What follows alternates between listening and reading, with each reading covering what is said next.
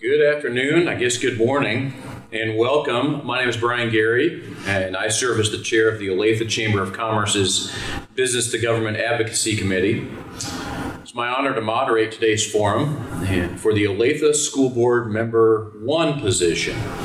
The Johnson County Public Policy Council, comprised of the 10 chambers of commerce serving Johnson County, developed today's questions. These focus on business and community issues. We'll start with a brief 3-minute opening statement by each candidate, followed by our Q&A, where candidates will have 1.5 minutes to answer the question. At the conclusion of the forum, each candidate will then have 2 minutes to make a closing statement. Due to time constraints, there will be no follow-up questions, formal rebuttals, or any audience participation out there. Please note the candidate's speaking order has been randomly determined before the forum began and will rotate throughout the program. Any questions? Good to go? All right, well, I'm gonna let, let's see, Dan go first and introduce yourself. So I'd like to, I'll introduce them in alphabetical order. We'll go that way. Dan, Adera, Odhiambo. And I'm going to ask for you to give a brief background introduction on yourself and explain why you feel you're qualified to serve on the Olathe School Board. So, Dan? Thank you. As you've heard, my name is Dan Adera Odhiambo. I'm a member of this community. I'm a husband. My wife is back there, Grace Odhiambo. I'm a father of 2 children who have gone through Adera School District. One is a sophomore today, and I'm an uncle to many and a mentor to many. I'm running for the school board this year, seat 1, to help bring what is called common ground to the board. As you all know, the board is the one that sets the district policy. The board needs to work in harmony with every board member speaking with one voice. They can argue, they can disagree, that is allowed, but at the end of the day, the board needs to reach common ground for the benefit of the child. That is what I think I can bring to this board of Adera School District to help our superintendent and to help the district move forward in a positive manner. That is why I'm in the race. That's why I'm talking to voters across the district. We need to bring diversity and common ground, common sense to the board so that they can start working in harmony to bring positive change to the district. That is why I'm in the race. Thank you. Thank you, Dan. Stacey, please do your introduction, if you will, and why you feel like you're qualified to serve on the Olathe School Board. Thank you for this opportunity this morning. My name is Stacey Yurkovich, and as Mr. Gary indicated, I'm currently serving on the Board of Education for Olathe. I applied, interviewed, and was selected to fill that position, a vacant position, through January 2024. I pursued the position because I know I can contribute and provide leadership to the Board of Education and fulfillment of the vision students prepared for their future. I'm the oldest of 4 children and the first in my family to attend college and graduate. For as long as I can remember, I've had a passion for teaching, learning, and leadership. And that began, much to the chagrin of my younger siblings, with teaching. And then in high school, I had opportunities for volunteering and tutoring. I continued my education and earned a bachelor's degree in elementary education, a master's in educational administration, and a doctorate in school leadership. Since 1989, I've been associated with the Olathe School District. For 26 years, I was employed first as a teacher and then 24 years as a school administrator. I served in the district during times of rapid growth and change. And as an administrator, I had opportunity to lead others in increased enrollment, in opening schools, in boundary changes, the design and implementation of the 21st century programs, as they were called at that time, and then the reconfiguration of our current K-5, 6-8, 9-12 model. Following my retirement from Olathe in 2015, I continued to work and served as Director of Teaching and Learning, and high school administrator, and a Director of Academies in other school districts, and fully retired then in June of 2022. Since my retirement, I've continued to live in the Olathe boundaries, and I currently have 4 grandchildren who attend school in Olathe. The experiences I gained during my career provide me with a unique perspective to serve as a board member. I have worked with boards in 4 different school districts, each with their own style and personality, but I've found that within each, there's a passion and a desire to provide the best opportunity for students in their district. School boards, district leaders, building leaders, and teachers are met daily with educational challenges and those that society places on them. As a board member, I bring skills that I possessed as a building administrator to help work through those. And I'm passionate about public education and believe that it is the best model for children to learn and to prepare them for adulthood. I have a desire to share my skills, to work with other board members and district leadership to build upon the successes of the past and to ensure continuous improvement and opportunities for all Olathe students. Olathe has a reputation of excellence, innovation, and leadership in the educational community. This is true in the region, across the state, and the nation. The successes of the past are due to strong and committed district leaders working with and supported by a Board of Education, a shared vision by quality staff, and the partnership of the community. Thank you. Thank you, Stacey. All right, so we'll, in alternating fashion, we'll ask you some questions and let you speak a little bit, and we'll start with Stacey on this one. We'll start with policies. As a school board candidate, what would you say your top 3 policy issues are, please? So my top 3 issues are that all students should be prepared for their future, attracting and retaining a quality and a diverse staff, and then a Board of Education and the community partnering together for the success of all students. And to just go a little bit deeper into each one of those. Preparation for adulthood and for life after K-12 school begins when students enter school. This preparation should occur in a physically, emotionally, and instructionally safe environment, one where diversity, equity, and inclusivity are prominent. A broad and challenging curriculum offering academic and social skills should be taught and reinforced to prepare each of those students for the next step in the transition of their journey through K-12 and post-secondary career and life. To attract and retain quality and diverse staff, students should see educators and in their classrooms and leadership in their schools that look like them. To retain staff, they must be supported and treated as professionals, to have a voice, to be heard, and partners in decision-making. Trust between staff members in various roles is vital. A Board of Education and community partnering to ensure quality education for all students is the 3rd policy.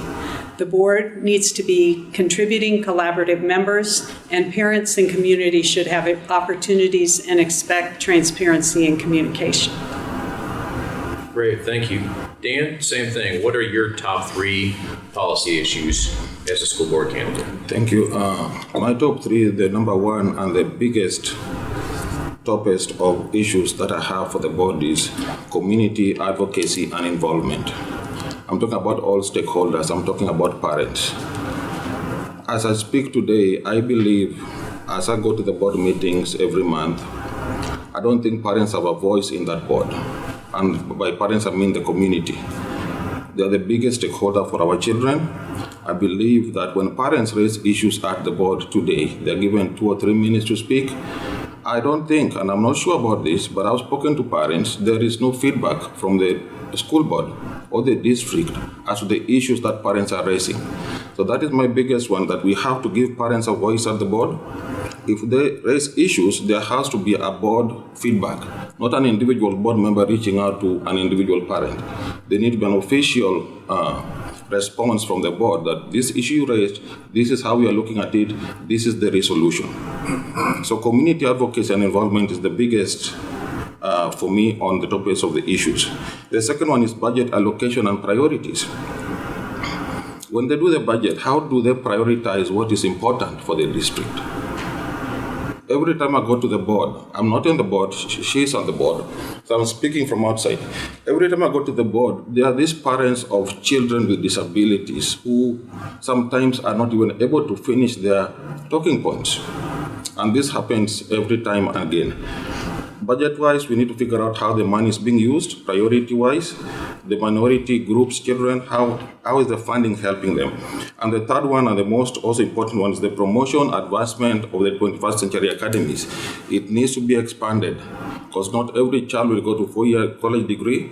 We need to expand that program to include plumbing, HVAC, electrical, and stuff like that. So those are my three biggest issues, priorities for the school board. All right, thank you, Dan. We'll stay with you there, and you brought up this as one of your policy issues. What are your thoughts on K-12 education funding? Yes, that's a good question too. The future of any society is determined by the literacy of its students. Public education, I'm a big proponent of public education. Funding of it is very important. It needs to be funded 24/7 every year, because the public education gives every child the equal opportunity to be wherever they want to be in life. So I'm a big proponent of K-12 education funding. Thank you. Stacey, your thoughts on K-12 education funding? I was pleased, as of last week, for the 5th consecutive year, K-12 education has been fully funded in the state of Kansas. But we are still catching up, because there was a period of time when that wasn't the case. And in fact, there were months when we weren't sure we were going to be able to make salary. The numbers of students with identified needs and the continuum of services required to meet those needs continues to grow. And so K-12 funding is critical. And then we need to look at special education funding, which has not had the same benefit of fully funding as K-12 in general.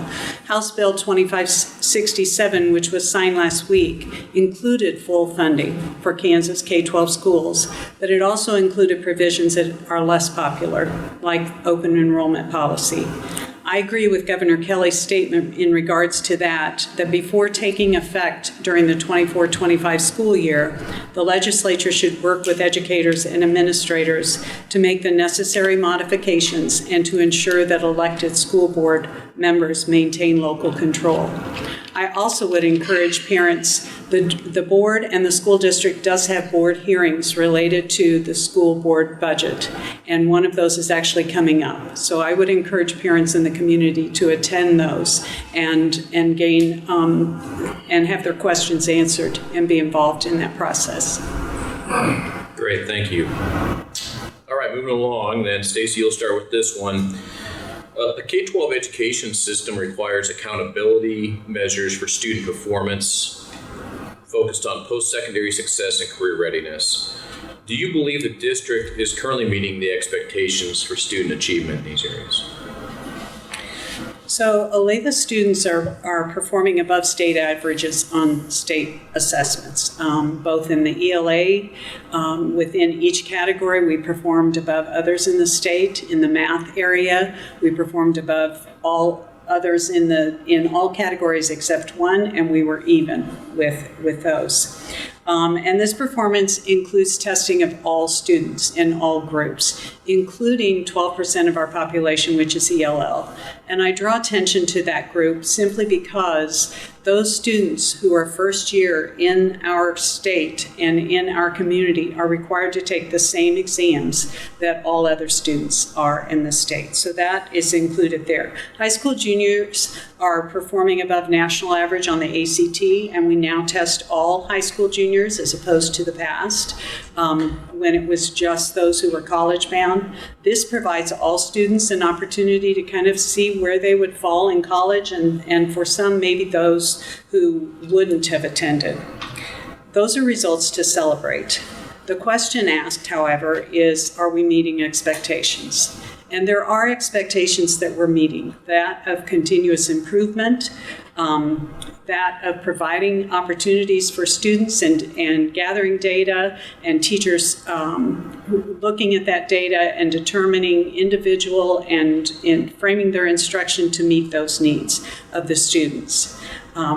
We have work to do, but continuous improvement continues to be an expectation, and we will continue that work. Great. Dan, same question. The K-12 education system requires accountability measures for student performance, focused on post-secondary success and career readiness. Do you believe the district is meeting these expectations for student achievement? I do. I believe the district is doing the best they can under the circumstances and the budgeting to meet those the student achievement. Can the district do better? Yes, by all means. It's always called improvement. Every year you need to be better than the last year. So I would support the district and speak positively on that, because our children are going through and graduating into 4-year colleges, and some are getting to the 21st century academy programs that they learn through school, and that's why we need to expand those programs and promote and fund those programs. So to answer your question, I think yes. Can the district do better? Yes, by all means. Great. Thank you. Daniel, start with this one. Kansas is experiencing low unemployment rates, and employers are struggling to find qualified workers. How do you see the school district helping to meet the business community's future workforce needs through some of the work-based learning, such as internships, training, and other career exploration opportunities? Good question. When it comes to attracting human capital, the district needs to partner with the local businesses so that students can get on-the-job training as they go through school. There are big companies in Oletha, Garmin being one of them, and I work for Garmin, that the district can partner with such organizations, such businesses, so students can learn more what the workforce is all about. And then they can go back to school and learn the maths and science and music and art, while knowing that, hey, if I go to work for Garmin, this is what I need to have. When I go to work for any other organization within the district, within the locality, these are the skills I need to have. So that will prepare our children to know and tutor and mentally think that can be done. We need to align myself with this kind of skills and go out and look for it.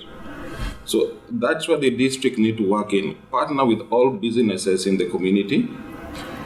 Develop programs that align with the workforce of the future for the benefit of the children and the community. So I think in that area is partnering with the community business-wise to develop students' mental capacity to think of the future. Great. Thank you. Stacey, your comments on work-based learning in the district. So the district's vision, Students Prepared for Their Future, encompasses meeting future workforce needs. And in Olathe, it starts in elementary school with some career exposure, exploration, through middle school, opportunities to do some self-assessment, find their skills. Again, a career fair, further exploration. Between middle school and high school, students have the opportunity to apply for 21st century academies. Those academies have been in existence since 2003 and partner with business communities, higher education, as well as entities such as the Kauffman Foundation. Built into those academies is a broad spectrum of career paths, some college-bound, some apprenticeships, some with opportunities for 2-year schools. Students have opportunities through those programs for internships and job shadows, and also to earn IRCs, or industry-recognized credentials. As well as our academies, all students are encouraged to earn at least one MVA, or market value asset, during their time in high school. And those market value assets are a transition for them into their next stage of post-secondary, whether it's additional schooling or the workforce. I believe improvement can be made for these opportunities. Currently, there are 25% of our students involved in academies. I think we need to look at that and engage a higher percentage of students. Thank you. All right, Stacey, you'll start with this next question. What are your thoughts on the efforts in the state legislature to expand school choice? So as I stated earlier, I believe public education is the best model for our children and for students to be prepared for adulthood. One of the critical components of a child's public education is the community, is being at a school in one's community, being involved with individuals in the community, both parents and coaches and activities and neighbors. I recognize there are differences in resources, both human and fiscal, between communities. However, in Olathe, there is already a faction of school choice, as I've talked about the academies, and students are eligible for any of the 17 academies across 5 different high schools, as well as the Olathe Advanced Technical School. I believe this model of school choice and allowing families to take their students to another place separates the haves and the have-nots. The transportation related to school choice is the responsibility of the parent, and those who are financially challenged are not going to be able to do that. I don't see this as a solution to equalize educational communities, and I'm concerned that individuals unfamiliar with the challenges this has created are those that have made the decisions. I think our legislators need to work with the school systems to create a better way and to make modifications in that system that will serve the needs of all students.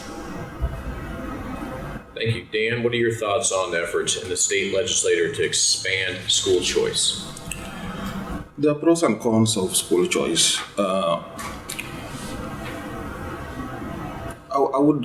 I would take the opinion that the schools now, the district now, must soberly think of ways of implementing that by first absorbing the local community. I believe that the community you live in is why you need to go to school, because that is where parents pay taxes on, and that is where your representation is also involved.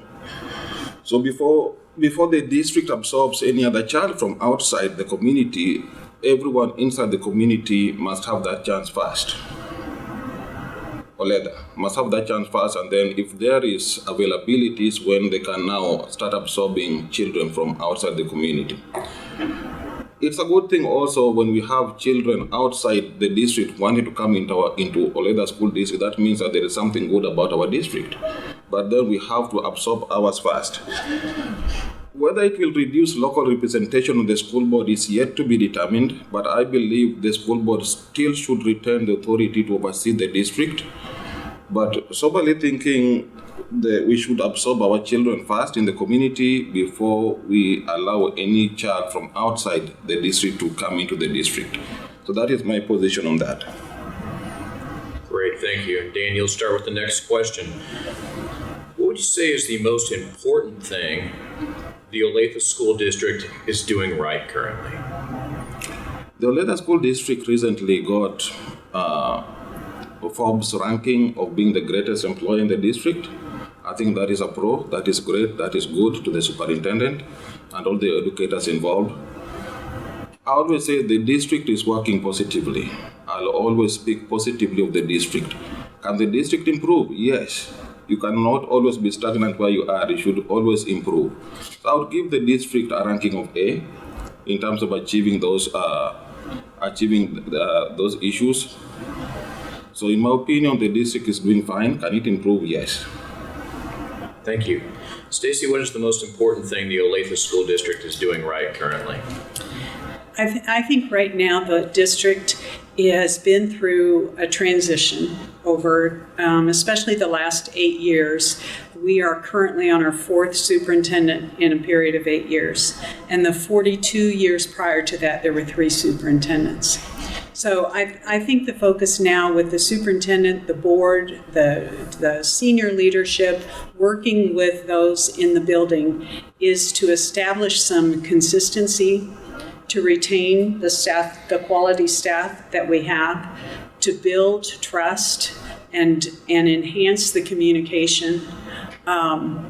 I think a second part to that is a concerted effort to solicit diversity within our staff and to do that at all levels, both in the classroom and in leadership positions. And as I mentioned, I think that is important for our students to see people in their classrooms and in leadership roles in their schools who look like them.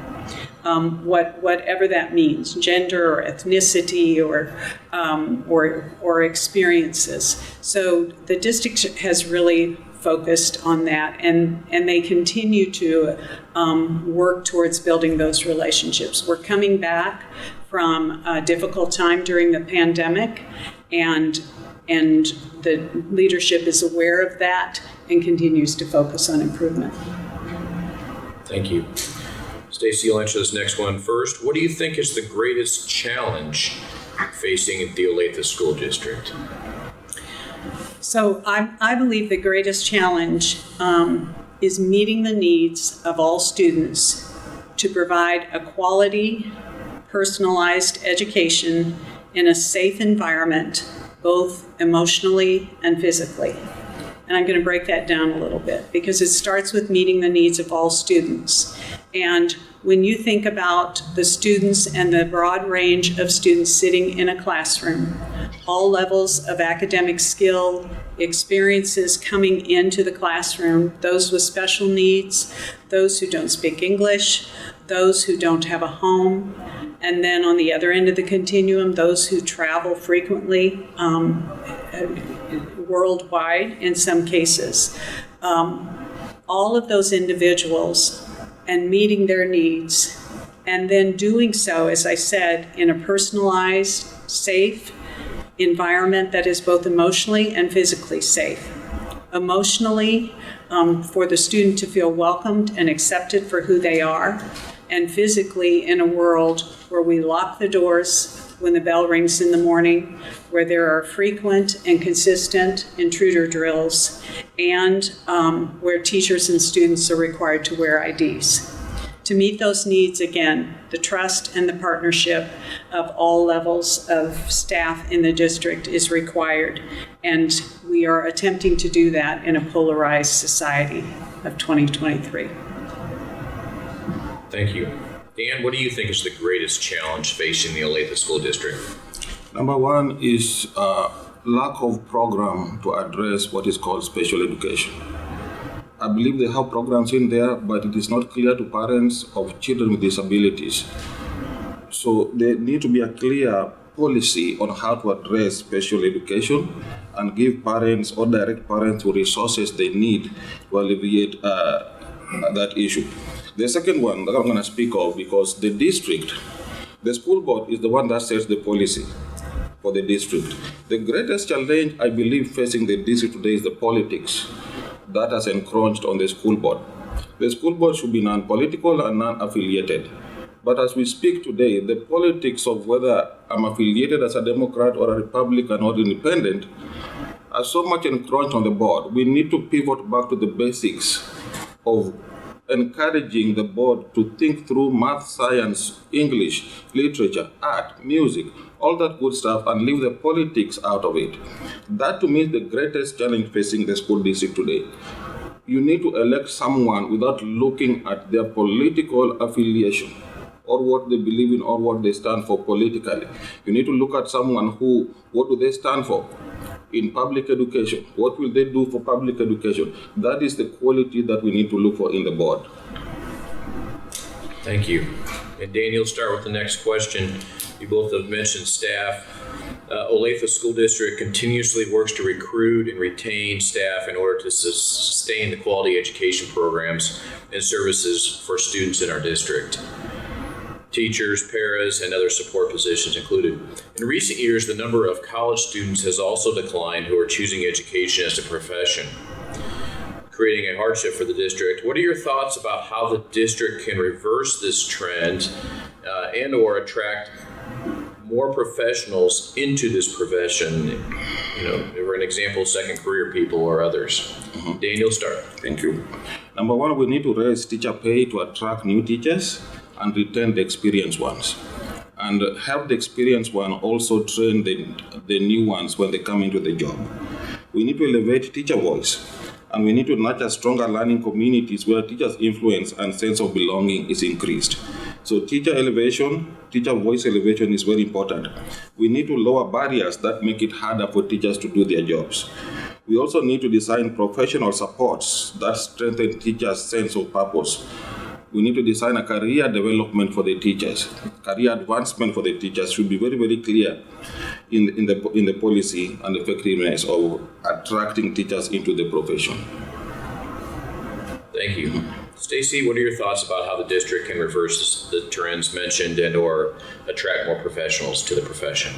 I think to attract those who are currently not in an educational program or haven't had that experience is to find those who are already engaged and motivated to work with kids.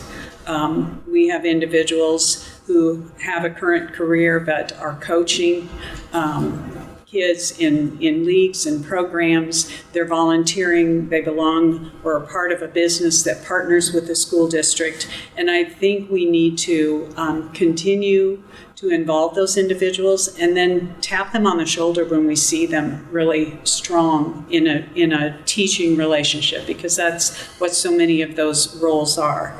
And then we need to remove barriers, flexibility in recognizing the experiences and the education that people in business have had to align with the criteria to be an educator.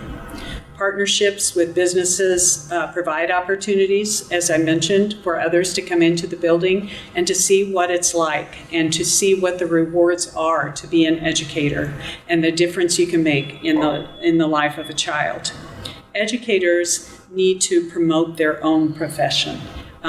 It is a difficult profession. The pay may not be equitable to other professions, but there are so many other rewards in the challenges in the profession itself. And as you mentioned, they don't all have to be teachers. We do need support staff, and so I would encourage that aspect as well. Great, thank you. Final question, and Stacey, you'll have this one first. What makes you uniquely qualified to serve on the Olathe School Board and most distinguishes you from your opponents? So I am qualified, and I am a competent Board of Education member currently. But more than that, I'm a servant leader.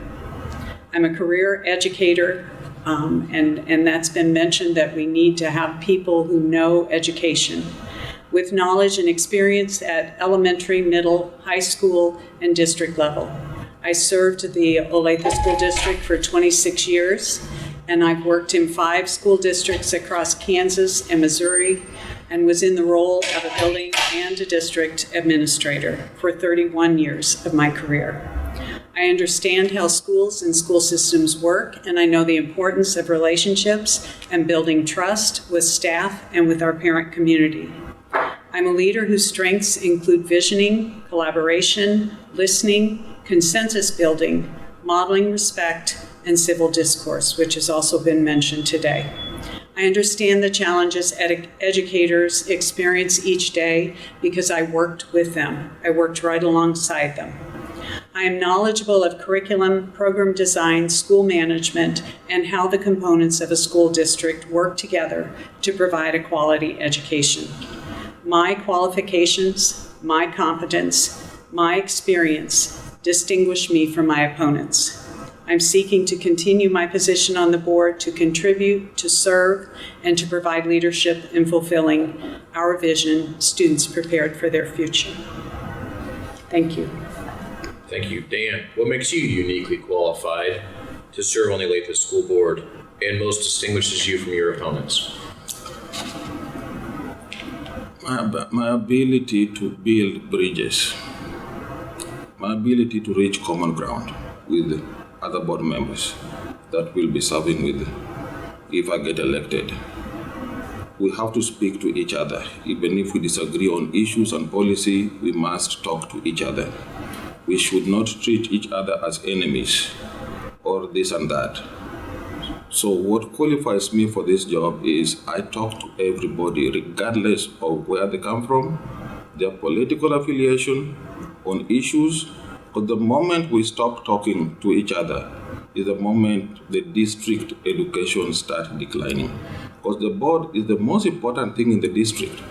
It is the board that sets the policy for the district. The board members, 7 of them, must speak to each other with respect and reach common ground for the child. So what I'm bringing to the table in other organizations I've served in is what is called building bridges regardless of our differences. Thank you. Okay, so now each candidate will have 2 minutes to make a closing statement, and we will have Dan do that first. So go ahead with your 2-minute closing statement. To Oletha community, again, my name is Dan Odhiambo. I know most of you do not know me, but in the course of my campaign, I will try and reach every household within the district to share with you my vision for the community in public education. I have a website that I'm going to ask you humbly to go and look for what I stand for. That will be done for olethaboe.com. I ask for your support. I ask for you to join the campaign and help us improve our public education. Again, I stand for parents, to give parents a voice at the board. Give the community a voice at the board. Let us build our children's future together with one voice. If we all speak together with one voice, nothing can face us. We need the best schools in our neighborhoods, which I think Oletha School District already provides that. Can we improve? I always say yes. So today, I am humbly asking for your support as we engage on this journey. Thank you. Thank you. Stacey, your 2-minute closing statement. Again, Stacey Yurkovich, and I'm currently a member of the board and ask your support to continue in that role. I'm a lifelong educator. I've gone to school every day since I was 5 years old. And I love teaching and learning, and I love serving others in a leadership role. I believe that my perspective and my experience as an educator provides a strength to the Board of Education along with people in other avenues of business. And I will continue to serve, to ask the questions, to listen to our parent community, and to look forward for what is best for Olathe District Schools and for the children there. As I said, I've long been affiliated with Olathe District Schools, and the fact that I now have 4 grandchildren who attend those schools is yet one other piece of my passion to make sure that what we are doing is providing opportunities for all students and preparing them for what is to come in their future.